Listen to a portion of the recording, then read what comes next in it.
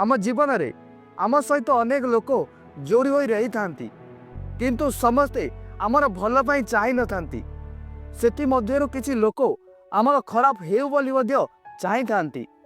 तो आपन को एपरी परिस्थिति रे से खराब चाहूथिबा लोकों कथा को आदौ ग्रहण करंतु नाही।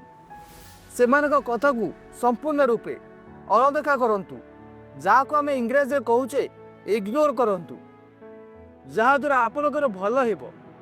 ए पर आउ गोटे कथा को मध्य जारी रखंतु जे आजिर आधुनिक जुगरे सोशल मीडिया एमिति एक प्लेटफॉर्म जेंतुरे आजिर युवपीढ़ी सेमानक अधिकांश समय सेथिरे बिताई थांती।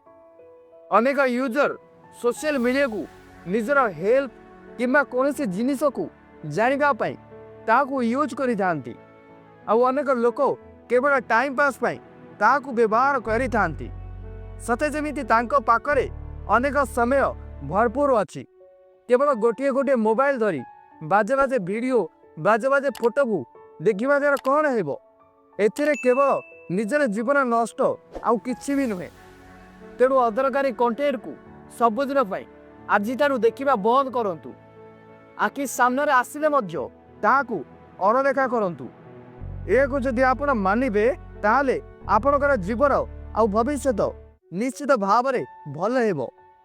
एथिरे कौनसी भी संदेह नहीं।